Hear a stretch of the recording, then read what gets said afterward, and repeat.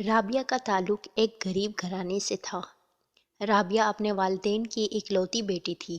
رابعہ جب 4 سال کی تھی تب اس کے والد کا انتقال ہو گیا تھا۔ رابعہ نے میٹرک تک تعلیم حاصل کی۔ تعلیم مکمل ہونے کے بعد رابعہ کی والدہ نے ایک عابد نامی لڑکے سے شادی کر دی اور شادی کر کے رخصت کر دیا۔ اس وقت رابعہ کی عمر 16 برس تھی۔ رابعہ اس شادی سے ناخوش تھی۔ خیر، شادی کے 2 سال تک سب اچھا چلتا رہا۔ جب 2 سال بعد بیٹی کی پیدائش ہوئی تو عابد نے رابعہ سے غصے کا اظہار کیا کیونکہ عابد کو بیٹا چاہیے تھا، بیٹی نہیں۔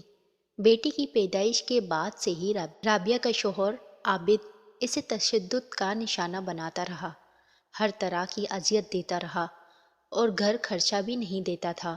رابعہ گھر کا خرچہ چلانے کے لیے بچوں کو ٹیوشن پڑھاتی تھی، لیکن عابد مار پیٹ کر کے رابعہ سے ساری رقم چھین لیتا تھا اور پھر رابعہ مجبور ہو کر اپنی ماں سے رقم لا کر اپنا گزر بسر کرتی تھی، ماں سے یہ کہہ کر کہ اخراجات پورے نہیں ہوتے۔ عابد نے جب اس کی ماں سے رقم آتے دیکھا تو اسے بھی چھیننا شروع کر دیا۔ ایک دن عابد نے 20,000 ماں سے لانے کا تقاضا کیا، پر رابعہ نے صاف انکار کر دیا۔ رابعہ کے انکار پر عابد نے سنگین نتائج کی دھمکی دی اور اس وقت غصے میں گھر سے باہر چلا گیا اور پھر آدھی رات کو گھر واپس آ کر رابعہ کے چہرے پر تیزاب پھینک دیا اور موقع سے فرار ہو گیا۔ رابعہ بن پانی کی مچھلی کی طرح تڑپنے لگی۔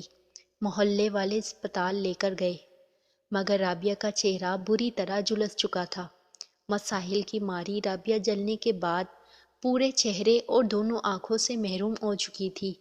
رابعہ اپنی جلی ہوئی قسمت کو لے کر روتی رہی اور 4 ماہ بعد اس کا شوہر گرفتار ہو گیا۔ اب رابعہ کا شوہر عابد جیل میں اپنے گناہ کی سزا کاٹ رہا ہے اور رابعہ اپنا چہرہ ڈھانپے اپنی زندگی گزار رہی ہے۔ رابعہ نے اپنی ماں کو بھی اپنے پاس بلا لیا، اب اپنی بیٹی کی پرورش اور ماں کی خدمت کر کے زندگی گزار رہی ہے۔